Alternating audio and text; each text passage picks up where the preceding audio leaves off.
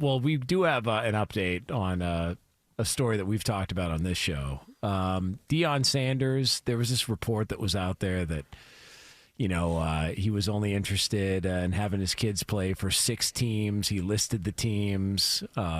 We discussed that. Did you say it was a rumor or a report? I mean, did he say it? Well, he's saying that it was a lie, that he didn't say it. So that's where I'm confused. I'm confused because I thought it was from him, but Deion saying, no, that's a bold-faced lie. He said he never named teams. He shot me a message yesterday, said that he never named teams that he wants his kids to play for. And he also said it would be easier to name the teams I wouldn't want them to play for if I was into that. So that's a good point. That is what he said. I mean, that's what he sent me. So that's not an opinion. That's actually, he factually sent me this message, and I just gave that to you guys. And I asked him about the Dallas situation. He says he doesn't want to go pro. So the thing that you made up. Yeah, I mean I did make it up. Yeah, well, I didn't create a rumor. I just theorized. You threw it out there. Yeah, I threw it out there, I felt.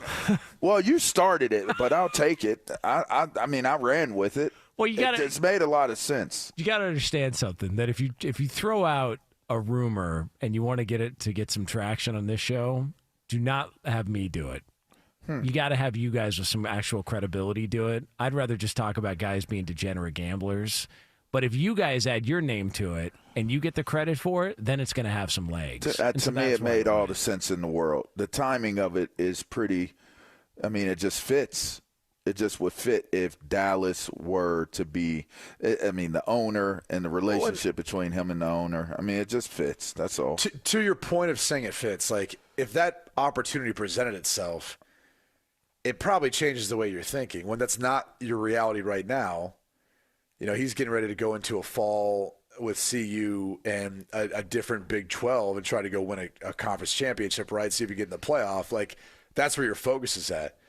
Well, if Shedeur is in a position to get drafted as one of the top quarterbacks, Dallas does happen to be one of those teams.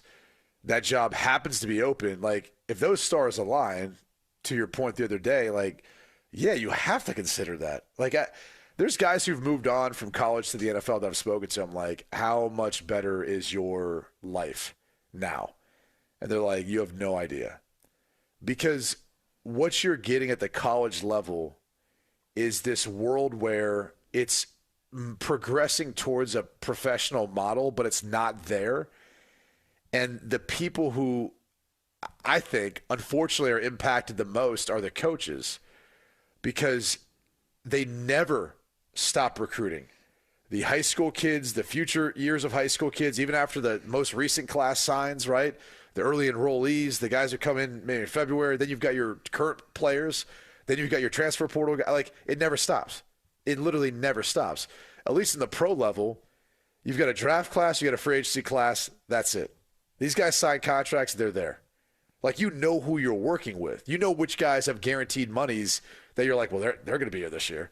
Like, I know that for a fact because they're not going to move on from a guy we just paid umpteen $1 million to be here.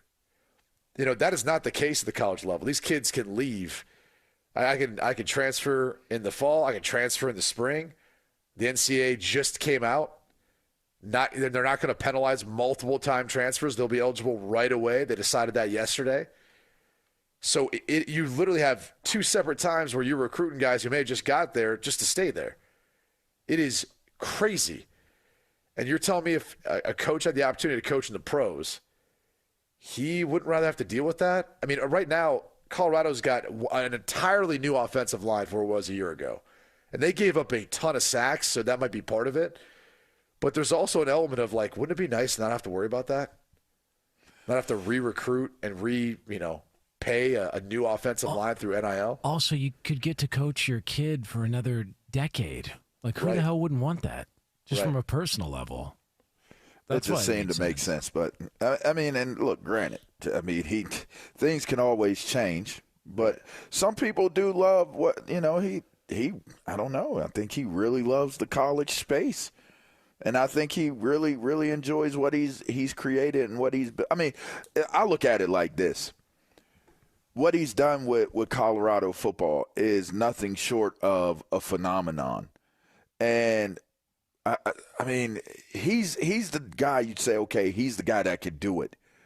But could he do that again? Could he replicate building a phenomenon at the pro level? Could he do it at another – college? I mean, he did it at Jackson, but not to the degree that it was at Colorado with the type of attention and everything that was surrounding it. I don't know. I think he's just built something so good where he is that if he is able to have some sustained success, I mean, why disrupt that? He could get probably – I mean, coaches don't get very much time these days. Like, what's the longest tenured coach at the college level? I mean, you got some that have made it over 10 years at this point, but it doesn't happen often. I mean, if you got an opportunity where you really have roots down, where a school supports you, not just the athletic director, but everybody else above the athletic director, like the people who really run the school, and they're supporting you the way that they're supporting him there, I just don't see how you would want to leave. You have everything you want. To that point, too, like, I don't think he can do the things that he's done at CU at the NFL level in regards to, like, isn't he getting a portion of the ticket sales?